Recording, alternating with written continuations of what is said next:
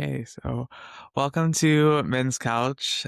Welcoming Dr. Marisa Franco, author of Platonic, which I have right here. So I'm happy to have you on, and I'm happy to talk about attachment and friendship. Yeah, happy to be here. Yeah.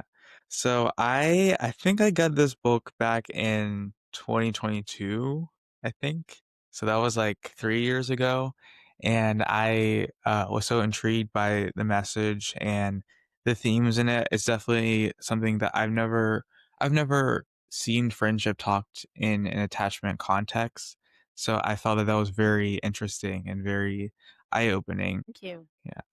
And I think that that helped me to develop a sense of self-awareness at like an earlier age to kind of be aware of how I can come across in friendship and how I can have more of like a mature, secure attachment. The Mm, last episode, I talked with a therapist, Greg. He talked about the different attachment styles, and the context is that he's a therapist at my university and he works a lot with men and sees how that the attachment styles affect how they relate to each other and other people. So I think that's quite interesting. very cool. That's cool that he's like doing it in practice and applying it. Yeah. So I think one of the main key themes that I noticed in the book was vulnerability, and I felt that that is something that is challenging for a lot of men, and something that is just it's seen as like foreign language and foreign territory. Yeah. But I think like a lot of men crave that to be seen in that secure way, to be seen, just as another human. And I think the thing is like we need like a framework of how to get there. And I think this book really does that. Yay. I'm so happy to hear that. Yeah. Yeah. Vulnerability is so important, but feels so risky and so scary and, so different from how men are socialized. So I can understand why some men might really struggle with it. Yeah. And also but I think like at the same time, it also, um, like has a compassionate approach to it.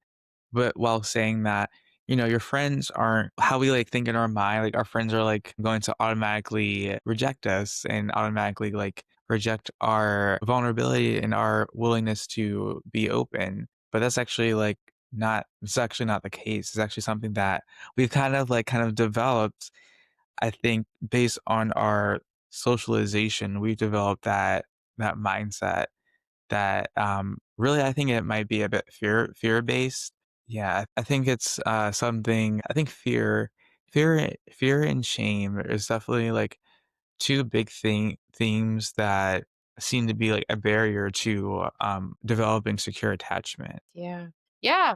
Absolutely. And I can see why with vulnerability, shame in particular comes up because vulnerability is sharing something that you feel might get you rejected.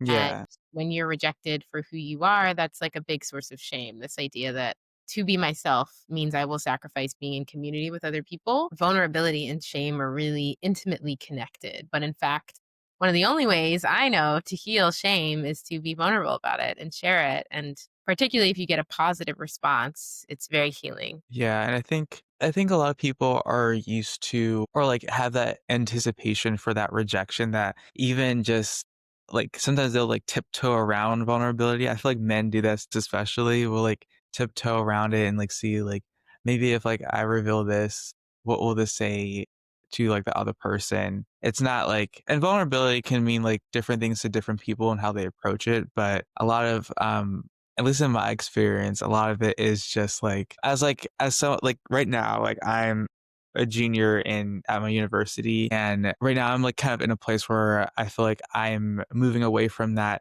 anxious attachment that I was at the beginning of being like a university student as a freshman, where like I'm new to everything and I'm just like trying to gain like a sense of social acceptance from like everybody and like having that anxious leaning, whereas now I'm more grounded and secure, and I'm not like afraid of engaging vulnerability in my connections. That's really awesome. What has helped you become more vulnerable? The podcast. I think like for me, my journey it's really funny because like I described myself as anxious attachment, and I think like What's funny is that I my roommate is he's, like, a huge part of the podcast as well. He actually kind of, like he kind of helped me to kind of restructure how I approach friendship. Because before I was very, like, kind of closed off in a way, and I was, like, kind of very I was very hesitant to be open and, engage in, conversation because, like, at the time, like, as a freshman and just transitioning into, adulthood, I felt that, I need to do everything by myself.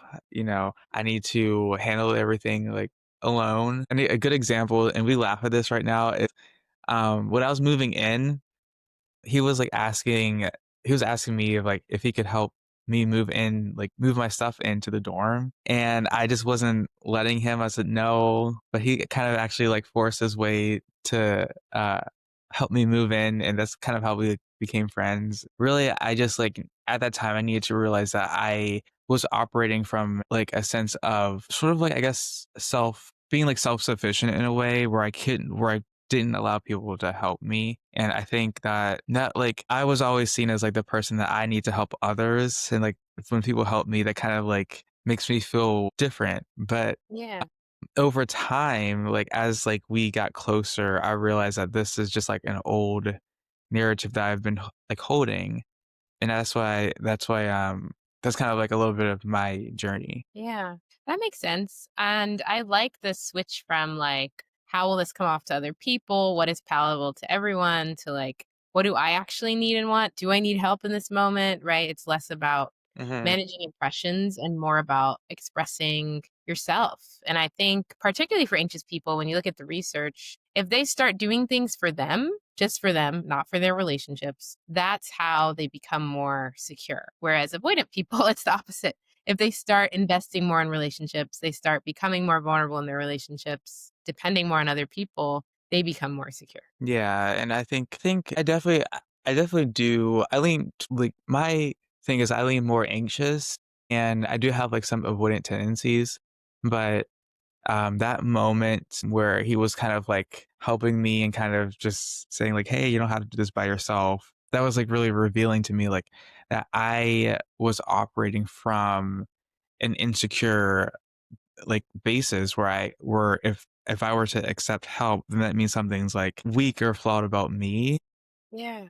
Really, I just needed to allow that help. And over time, like, as the years progressed in college, I realized that, being an adult is living in community, is having people help you, is not like doing it. Cause I guess like going into adulthood, I felt that I needed to it's like that mindset of like, I need to have everything figured out. I need to like do everything by myself. But really, it's like we learn through community, and I've a lot of like my closest friends I've had my closest friends because I just said, okay, you can you can help me, you can do whatever, and it's not like I think a lot of what we do is when we're met with a more secure person, we kind of have at first we have like that like sort of rupture or like that kind of conflict, if you will. And it's not like a signal that something is wrong.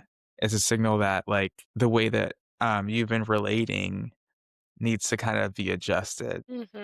Yeah, I think definitely. I know what you mean about having trouble at first if someone's more secure, because I think a lot of people, if it doesn't match what their attachment template tells them, they can disregard it. And if someone's trying to help you, instead of being like, "Oh, they appreciate me, they like me, they care," it can be like, "Oh, they're just doing that, or they're just saying that, or they don't actually mean it," right? Yeah. Even if you're getting the same caring behavior, your attachment style is going to determine whether you interpret it as an act of care or not, which is really important because when we don't feel cared for, we're jerks.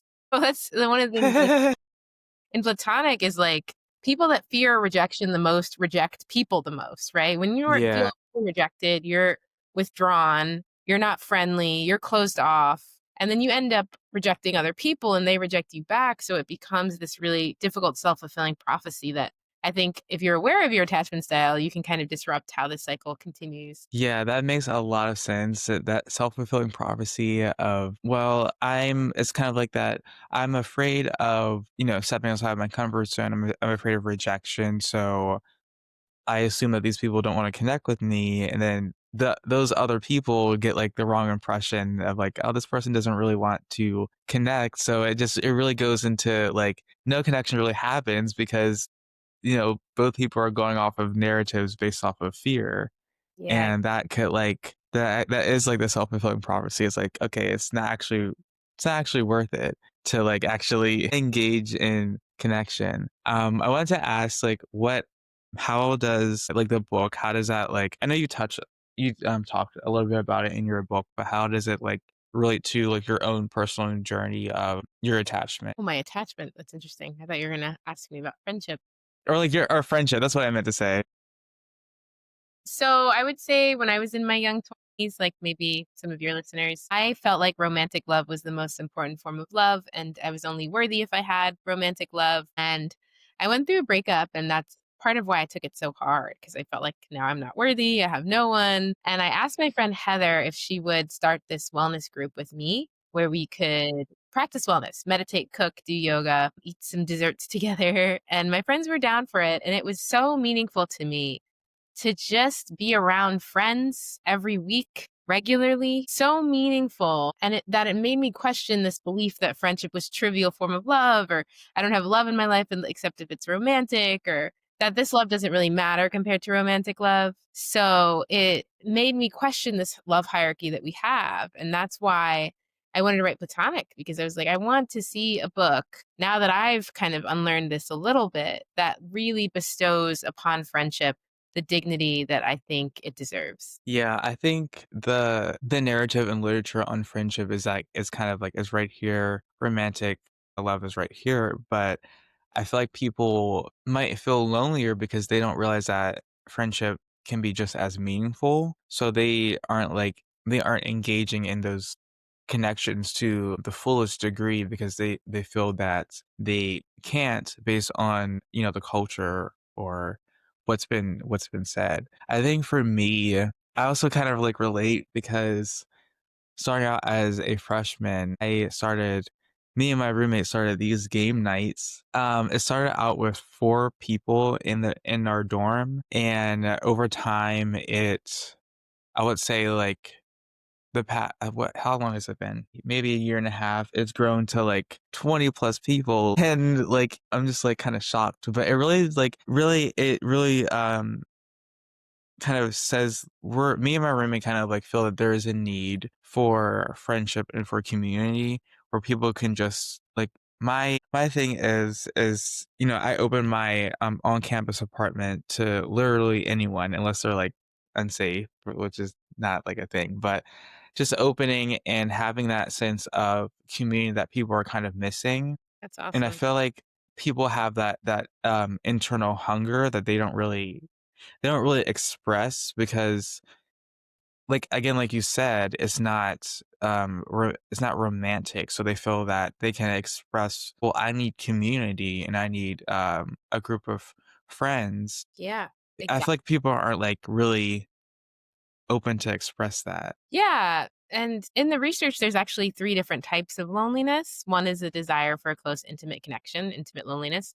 But there's also the desire for a close relationship like a friend, that's relational loneliness, and collective loneliness, which is the desire to be part of a group working towards a common goal. So that means even if you really have found great romantic love, you're liable to still be lonely because just how Yeah. we work, we need an entire community to feel whole. Yeah, I think and based on like what I went over in like my psychology classes is that a lot of people might get in, especially men might get into romantic relationships out of that loneliness, thinking that like romantic relationship will fulfill all of their like social needs, but when it doesn't fulfill it, then there's like seems to be a gap.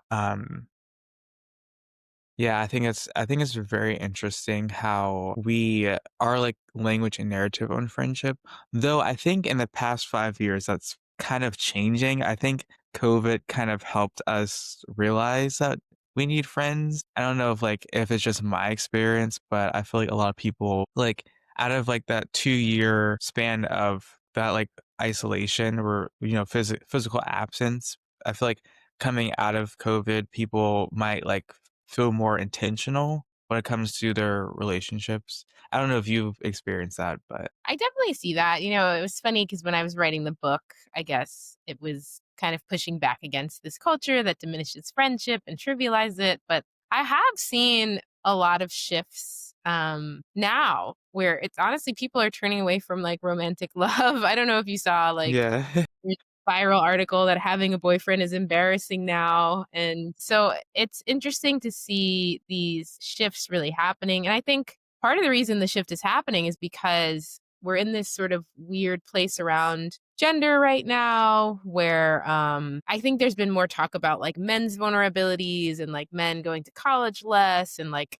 just these differences that are really rising between the genders politically. And so there's just like this tension that makes heterosexual romantic relationships kind of complicated, I think. Yeah. Yeah.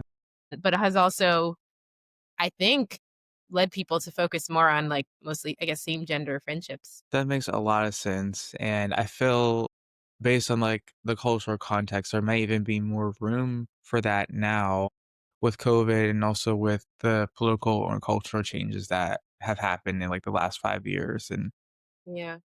the psychological literature that's come out on friendship, and especially for men, it's quite surprising, but it's also quite telling with, you know what I think, like, the articles that come out, like, I've, like, had conversations with my other friends, and it's of men's loneliness and stuff. I think we shouldn't interpret that as, like, "Oh my gosh, this is, like, so scary, like, this is so bad." I think it's more of the articles, like, reveal that there might be a gap between men's desire and men's, like, what's actually, happening in their current relationships. So I think it's more so of there's a gap and, how do we I think we need to ask, like, honest questions, like, "How do we get there?" And I think, books like Attachment, or Platonic help us to really explore those questions. And I think what we need, honestly, is just safety. Yeah. Yeah, and it's very hard to generate safety because if for this is true for all of us. If we've been vulnerable before, we feel unsafe not just in that moment where it didn't work out, but from every moment since, we're kind of reminded of that experience. And then because we're reminded of that, we don't ever test this assumption that if we're vulnerable, people will judge us. But what we see in the research, there's this phenomenon called the beautiful mess effect, is that when people are vulnerable, they underestimate how much people like them and perceive them as Yeah. honest and authentic. So I think we need to be willing to be brave and test this assumption that we'll be judged. And the only way to do that is to be vulnerable. The only way to Yeah. reclaim vulnerability and to see it for the rewarding thing it can be and the connection connector it can be. It's not an intellectual exercise. It's a way to share what are some things that you've been struggling with. Yeah. I think for me as a freshman a couple years ago, like that like mindset was in the back of my mind of cuz I like in high school I wasn't one to really like be so intentional about my friendships in a way, but when I got to college I was like okay, this is a new environment and this book is saying that I need to this book is saying that I need to try and I need to kind of put myself out there. How about I actually try and kind of, see where it goes? And yes, there were like, occasions where I was rejected, but for the most part, a lot of people especially at that age or at that stage of life or any stage of life, a lot of people are just more open than you think. I think we have this like mindset that everybody already has their friends or everybody already has their community and like you feel like a sense of like I can't go into this social circle or social bubble because they already have that, but really that's what everybody else is thinking. Exactly. Yeah, I think college students tend to get wrong. They think friendship is about being chosen. How can I have the right qualities to be chosen? But friendship is actually about choosing. It's about you reaching out, you initiating, you doing the things you wish people would do for you. When we look at like research on how satisfied people are in their friendships, one of the biggest predictors, especially at the early stage of friendship, is how much is this person reaching out to me, right? And that's not about Yeah. people think it's like, oh, like I might have something inherently bad about me that makes people not like me. And then they Mhm. engage in that self fulfilling prophecy of, kind of rejecting people, pulling away, then they get rejected. But it's not, nobody has something inherently bad about them that other people can sniff out, right? It's just really about your effort. Are you reaching out? Are you initiating? Are you making people feel cared for? Those are the things that build friendship. I think a lot of people have to, including myself, a lot of people just have to confront the fear and really just allow that fear. Like, we have to kind of be like in that, we have to tolerate uncertainty. We can't like tolerate that this person might not reciprocate or this person might not, um, show up in the way that I feel like they should. And we need to tolerate that uncertainty and put like the action out before our thoughts start racing. Cause I feel like when we get into this like overthinking and ruminating patterns, then that's kind of like it doesn't help us actually get to a place where like we're getting the connection that we actually need versus like if I just if I just do this because especially men, feel like it's a loss if we put ourselves out there or we're like making ourselves vulnerable, but really it's a win. You're winning a sense of integrity and effort. You're kind of building those social muscles. You're practicing that, and it's not about like the outcome per se, but it's about like the willingness to overcome those attachment barriers. Yeah, and I think it's just like I have to ask folks like what's the life that you want? Is it the Yeah, life where you don't put yourself out there but you're lonely and disconnected and craving company? You're not getting rejected, but the loneliness is the prize for that. Versus this yeah. life where you are putting yourself out there. Maybe a lot of the times you are being accepted because that's what the research tells us. We get accepted more than we think we will. But sometimes you do get rejected, right? Mhm. And you have more connection in your life overall and you feel closer to people and you're able to go for the life that you really want rather than just passively hoping that someone is going to choose you and reach out to you. So there's no easy, but which of those hard sound more interesting to you? Think too is also recognizing the need for friendship in community. I think people struggle with connecting to that very human need. I think, like, without that, if we're disconnected from that, then we'll feel that we're, like, a burden on people that we're trying to connect with or that it's not worth it. So I think just acknowledging that need, which I think there is a chapter of the I haven't read this and read Platonic in a long time, but, I think there was a chapter about recognizing the need, if I'm not mistaken. Yeah, the first chapter is all about why friendship is important. Yeah. When we look at depressive symptoms, the number one preventer out of 106 things is having someone to confide in. When you look at Mhm. very happy people, their most defining feature is that they're connected. It's not their spirituality, how much they exercise, even how many good things happen to them. It's all about how connected they are. And when we're connected, we release oxytocin, which is also considered kind of like a hormone that's the fountain of youth that keeps us young. Mhm. So, even, like, healing from the common cold happens more quickly when we are socially connected, so I I think found that piece was very interesting because I tend to get a lot of respiratory infections, but I feel that like having a circle of people that just are like, yeah, like it's true. Like having people like I had a friend that came to my room and he brought like what was it? His grandmother made like cookies and then he also brought like some cough drops. So that felt like okay, I'm cared for, I'm seen. Like that, even that, like it makes you feel like okay, I can recover versus like if I'm just doing everything by myself. Yeah, totally. Yeah, it's so meaningful, and I think you're touching on something I call, like, diagnostic moments, which is, like, these moments of high or low emotion that we have and how people treat us within them disproportionately affects how we view the friendship overall. So that friend that shows up when you're sick and you're really low, that act matters so much more if it comes at a time when you're feeling low than it would Mhm. at a time when you're just kind of feeling okay. Yeah. Also, I've always like this question has been circling in my mind for a while about like American individualism and how we like how kind of like we're socialized in a certain way in terms of being individualistic. Not that that's like totally harmful, but how what have you seen maybe, like, in research or, like, just in general of how that, like, affects how we, like, view friendship or approach it? Yeah, I don't know if I can speak to this as much because I feel like I focus more on the individual than the culture, but, I do Mhm. have a friend, Julie Beck. She's coming out with a whole book that's about how our culture makes it really hard for us to connect with other people. I think for me, Mm.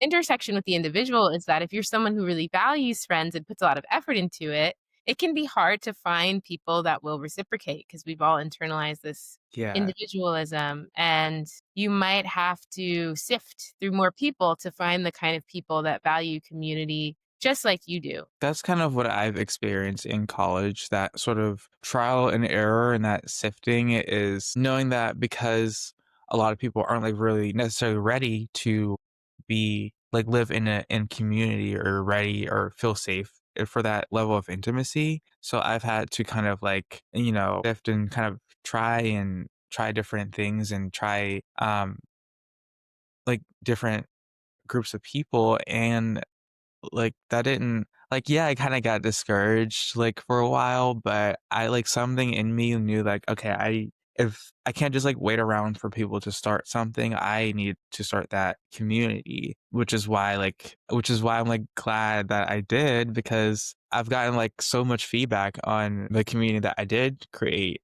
on my campus. It's like, a lot of people say like, "Oh, I feel like this is like kind of like this is my family away from my biological family." And like to hear that, it's like, "Oh my gosh, like I didn't realize what I was doing." But really, I wouldn't be able to do that if I was like stuck in that fear of, okay, an assumption that okay, everybody's just going to be individualistic. Let me not try and let me like it's really I feel like it's really like when it comes to like the culture and when it comes to friendship and when it comes to like expressing that really sometimes you just have to be like the only one for a while and then when you find someone that kind of like ignites the spark within them and they realize that yeah like this there's something meaningful to this. Yeah, it's definitely cool to see how you're teaching people how to do friendship better from just showing up as yourself as a person invested in friendship. And I think that's a really good reminder that even if we're the people that put ourselves out there, we'll probably get rejected a little bit more than the people that aren't, but we're also going to inspire people, other people to invest more, be more intentional, create more community, like it sounds like your roommate has also done for you. Yeah, and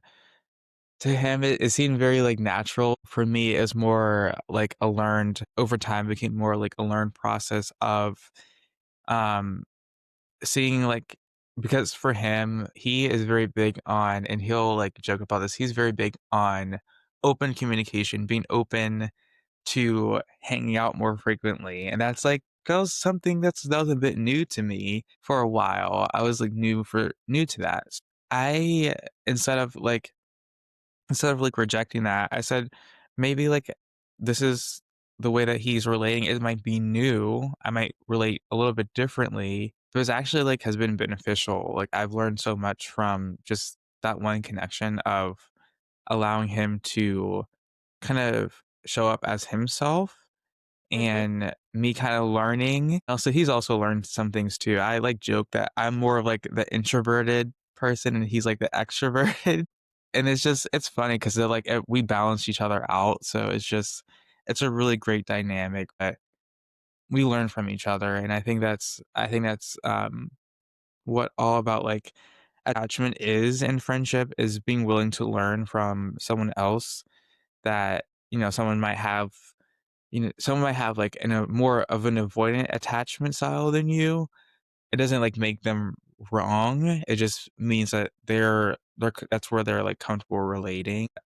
How can you, like, not I feel like when people say like, when people are, like, get, like, kind of get scared or, like, they're, like, say, like, "Are you saying I need to change myself for this person?" Like, that's not what, like, attachment is. Attachment is being grounded in, like, your own values, but making room for other people to have theirs, like, their autonomy. Mhm. Yeah, and I think it's, wise to understand attachment styles because it helps you treat people like they need, right? Like, if someone's avoidant, they might need a little less affection, they might need you to take it more slowly, they tend to have a lot of shame, so if you have a conflict, offering them a lot of affirmation, or someone's anxious, you might want to be pretty responsive to them, Yeah. abandoning them or reassure them how much you like them because they're afraid of that. So it does, knowing attachment theory and our own style is not a way for us to shame ourselves because we're not secure enough, but rather to understand both what other people need based on their attachment style and what we might need based on our attachment style. Yeah, and for me, for a while, I struggle with friends that have been more like avoidant than me, where they're kind of like they take days to respond to, a text. So like that like internal signal to me was like, okay, this person is like not interested or they're not like engaging when really that's just how they're processing differently. And it took like a lot of a lot of like trials to be kind of get more secure and more okay with that. Whereas I might like have like more anxious friends that might like ask for reassurance, like, are we okay? Like you seem to be quiet. Cause sometimes I as an introvert, I like go quiet. And that like to them, that interpretation is like, did I do something wrong? When it's like, no, it's just I think like on both ends, it's a lot of like learning. Like you learn a lot when we try friendship and be vulnerable in it. Like it's really just like it's really like a learning process and it's how we become better adults. I feel like, at least in my experience, it's like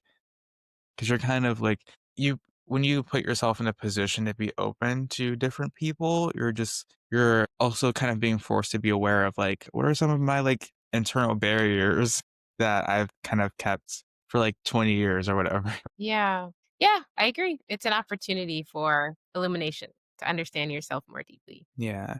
I wanted to ask, what have you noticed about your clients in terms of like friendship? And that's like a general question, but what are some like barriers or like things that you've noticed? Well, I'm not currently seeing clients, but I do have students. And I notice that my students tend to put a lot of blame on themselves if connection isn't working, if they haven't found connection. And it can be really paralyzing for them. And so we talked about in the research on loneliness, people that get over loneliness are the ones that don't attribute it to a problem with them, but rather, Yeah. it's the beginning of college. I don't know anyone. That makes sense. Or maybe they were in a bad mood rather than like, "Oh, something's wrong with me." That's the belief that really keeps us lonely. Because how could we make friends if there's something fundamentally wrong with us? So, I've Yeah. tried to really encourage them to it's okay if you feel insecure, we all do, but can you have another voice that says, "Is there a different way to interpret this situation?" "I'm Yeah. coming in distrusting, but have they done anything to show me that I can't trust them?" Or, "What if I didn't perceive this through the lens of myself and my self-esteem and my reputation? Then how would I relate to this experience or to this person?" So, it can be helpful to not just succumb to your most insecure parts interpretation of a situation. Yeah, that makes a lot of sense, especially because identity transformation is like kind of more heightened in college.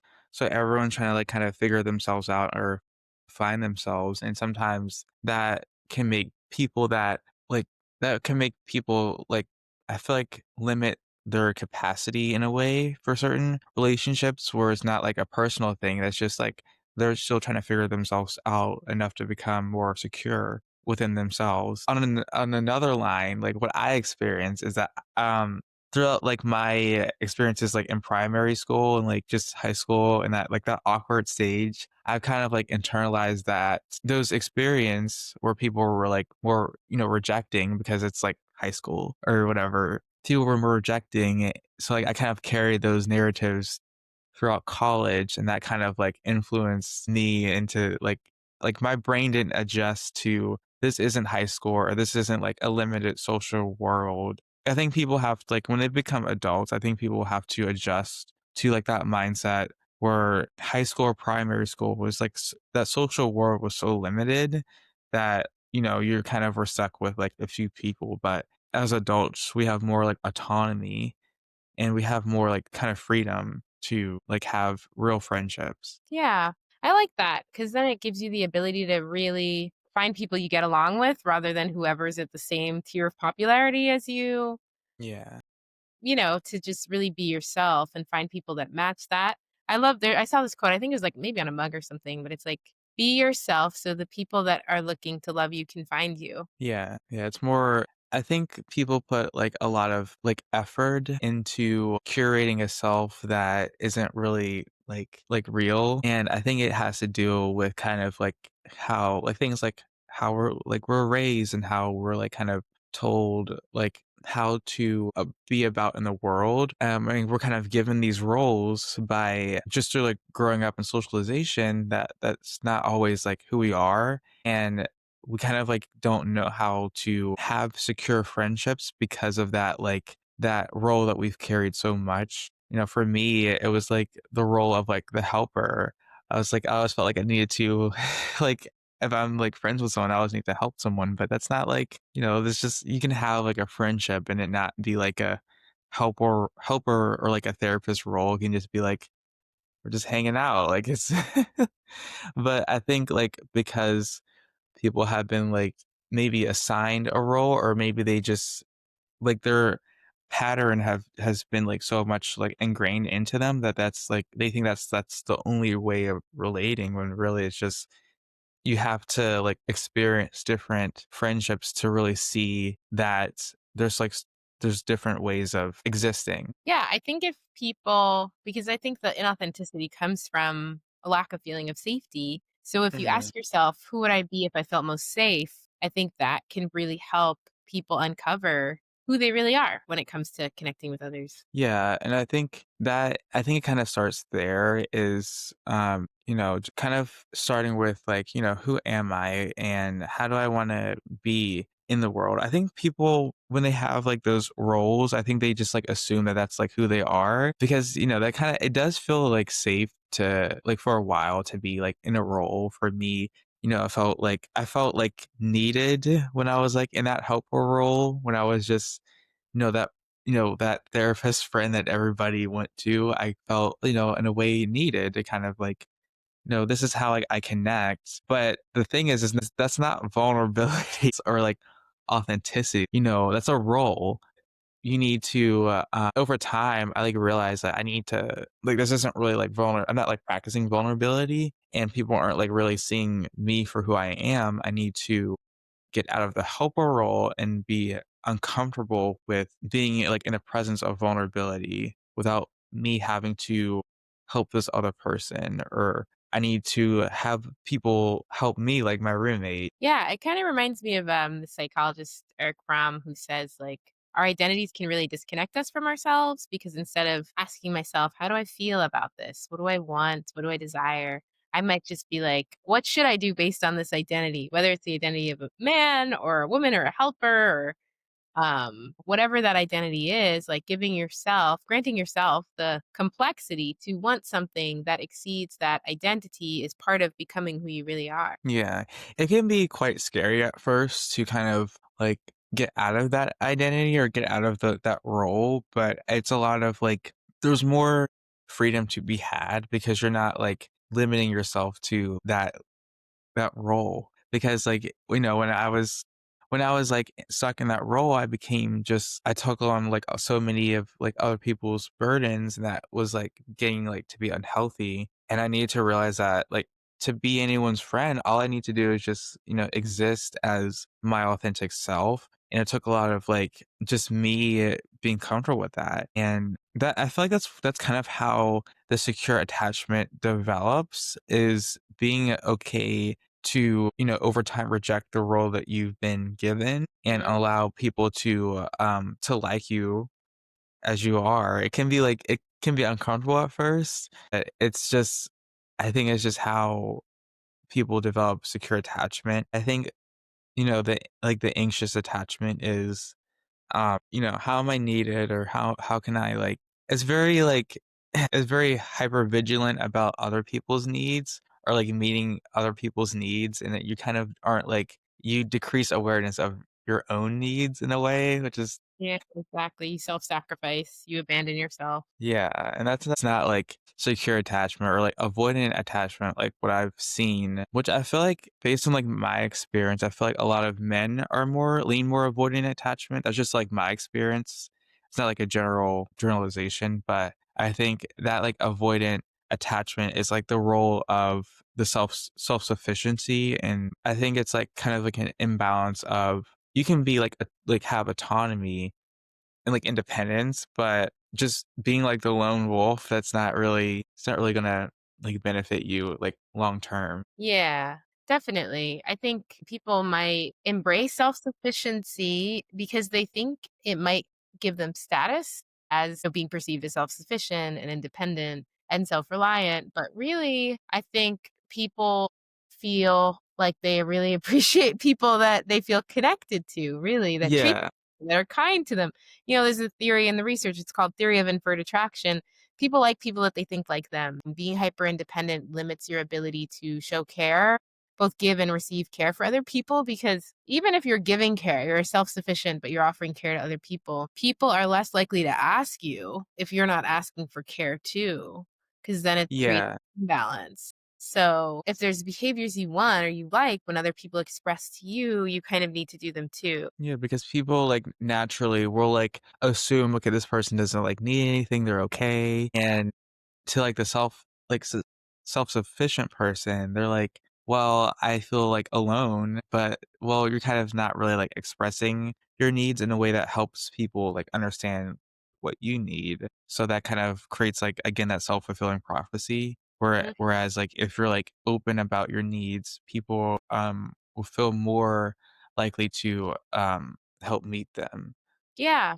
I think too, because our brains, we see this across the social connection field, that when we think about the impact of our actions to connect, initiating, showing affection, expressing what we need, we underestimate how much people are happy to receive those acts of connection. And so because we underestimate that, we are less likely to do it. But I tell people, instead of asking yourself, how do I think I'll come off when I'm vulnerable? Or I Yeah. ask care. Ask yourself, how would someone come off if they did that to me? And that is Yeah. a more accurate portrayal, right? If you like when people are vulnerable, then why would people judge you when you're vulnerable? If you like receiving affection, then why would other people not want to receive affectionate behavior? Flip the script, and that can help us all be a little less afraid. Yeah, because 'cause I'm always like naturally, I'm always afraid of coming across as too much when I'm either like initiating or I'm just expressing, care to my friends. Right now it's like the holiday season, so I, express, care to my friends. And sometimes I feel like, is this like I have like that mindset of this isn't like a romantic relationship, so I shouldn't express care. But actually expressing care leads to deeper connection. It shows the other person like everybody needs to know, like regardless of their relationship, everybody needs to know that they are cared for because it's like that's communication. And I think we've kind of like compartmentalized friendship in a way where it's like this is what I shouldn't do, but I think we need to, like, kind of get out of those narratives. Absolutely. And also, we think of romantic and platonic love as distinct, but if we define romantic love as being passionate about someone, excited by their company, thrilled to be around them, that sort of heat, rather than like the kind of warmth of platonic connection, that's something that occurs without sexual attraction. A lot of Mhm. people have, particularly women, express more of a romantic friendship where they say that you're my soulmate, and they're a little jealous when they hang out with someone else. So I think we need to normalize that romance happens in friendships too, because if we don't, people think, I'm weird, something's wrong with me because of how much I love my friends, but romantic isn't sexual. So you can. Here's a secret, the same, like, mindset happens in men's friendships a lot. They're just, like, we're a lot, like, more, like we don't talk about it, but it happens a lot. I'll have, like well, for at least, like, in my friendships, we're more, like, openly expressive about, like, "Hey, like, I miss, like, hanging out with you." I miss your presence and company. But I think for a lot of men that don't have those open friendships, it's kind of like hard because both people don't want to be seen as coming across as weird or like vulnerable. So nothing really happens. It's just like the connection doesn't really progress in the way that it could because people are like might be a bit afraid. And I think that's where like safety is involved. In my friendship with my roommate, like we kind of both kind of mirrored safety toward each other. And I think that was like helpful in kind of securing our bond because we're both sensitive people, so we're just gonna naturally express, how we feel. That's awesome. Yeah. No, like so you worked as a therapist, correct? Or you were a Yeah, I therapist? did. I worked in college counseling centers for a bit of time. Okay. Based on like your experience, would you say that people are less likely to um like give vulnerability or receive vulnerability, or like is it both? I think it's a lot harder for people to be Okay. vulnerable. Avoidantly attached people are tend to be more uncomfortable with other people's vulnerability too.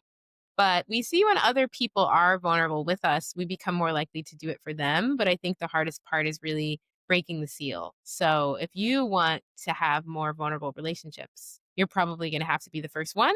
And you may be surprised that once you do, you'll get more reciprocity in that. Yeah, I think that's kind of like that's sums up a lot of like my experience in college is at some point I had to realize that I needed to stop waiting for people to like initiate that level of connection, and I needed to on some level kind of like show myself. And I think people have like this idea that vulnerability is like trauma dumping. I don't know if I don't know if you see it like on social media like that term or Mhm. Yeah, yeah. that term, but I think people have like the idea that vulnerability is that, but really vulnerability is just that taking that risk. Maybe vulnerability is risking, asking someone to hang out, or vulnerability might be telling someone that you're going through like a hard, difficult time. It's like, it's not, I think people have it like the extreme of if I'm vulnerable, I need to like tell everybody like everything, but that's not really what vulnerability is. Yeah. Anything you're a little scared to share is vulnerable. Yeah. So I think that might be, I think that's why people might be a little bit more hesitant or fearful to be vulnerable. That makes sense. Yeah. And I think another thing too is as someone that's like an introvert, I think for me, I learned to be okay with other people's temperaments when it comes to friendship, is being okay with, I had to learn to be okay with my roommate because he's like the most extroverted person that I've ever known. So I've had to be okay with that. And I think just accepting other people's temperaments and also learning that people also surprisingly accept like your temperament. I felt like initially that my introversion was kind of like that I felt like a sense of like a fear of rejection because I was a lot more introverted than he is, but it was actually quite the opposite. And I think like, for the listeners out there is to realize that people like the book says, people are a lot more accepting of your personality because people, love authenticity because they feel safe to be their authentic self. Yeah. I think your listeners can reflect on what's something that you want to do in the realm of connection that you're afraid of, and maybe just give it a try and see what happens. Yeah. Do you have so okay, I was going to talk about what have you seen in what have you like seen or studied or researched about men's friendships or people that identify as men? What have you like seen in like in that context? Men are about half as likely to be vulnerable as women in a given week, half as likely to express affection compared to women. Interestingly, women's best friends tend to be other women, but men's closest friends, it's a mix of men and women. So I think a lot of the time, men might befriend women to find more vulnerability that they're looking for and have some fears around expressing that with other men. Men tend to hang out with what's called a third object, something else to focus on, like the game or video games or a sport. Whereas women tend to hang out more face to face, where the focus is really just conversation and updating each other. I think with men, there's a lot more of a fear that any sort of intimacy or closeness could trigger perceptions of questioning of their sexuality if they're heterosexual. It's called homohysteria, the fear of being perceived as gay for men, which really research finds makes men less vulnerable in their friendships and experience causes them to experience less intimacy. So that's also a complicating factor that can really get in the way of men deeply connecting with each other. Because the truth is that we all need connection.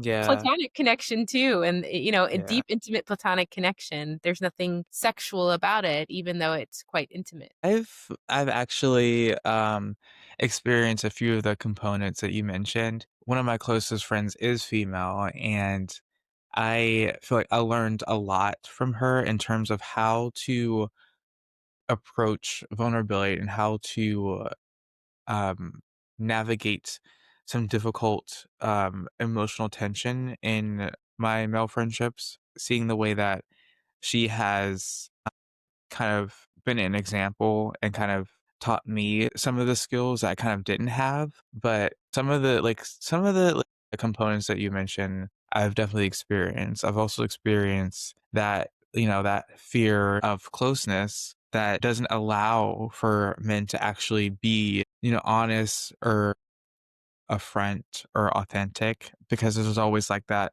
I feel like I associate it like with a fear that becomes like a sort of like hardness or bravado that Yeah. men kind of they need to feel like they need to handle. But secretly, all men want to experience that closeness is just finding the right people and finding the men that are like not living in that fear. So it's just and also like once you like you said, once you initiate that and once you become that to other people or like the community around you, that community kind of reacts in either like a like resistant way or like they react in like an open way where people are like, "Oh my gosh, like this is what I need." And that's Yeah. like one of the main reasons why I started the podcast is because as me, like my roommate and a few others, we saw a need that men actually like need to it's like a human need. We want that closeness and we want to be known for who we are. Yeah. It's just that we need to have safe conversations. So I think Absolutely. that's like um what men secretly want. Love it. Micah, I do have a hard stop at 4, but Oh yeah, yeah, yeah, that's fine. Yeah. this was a great conversation. I really love that you're creating community for other men and talking about things that men want to talk about but might not feel safe to. Yeah. Thank you for your insight and feedback. I hope to have you on future episodes. Yeah. Yeah. I'm excited to listen to this one when it comes out. Oh, can I leave? I know Riverside, sometimes you have to like stay on until it uploads. Can I leave? Is that okay? Yeah, you can leave. I'm gonna hit stop record. Okay. Okay. Great. Yeah. Bye.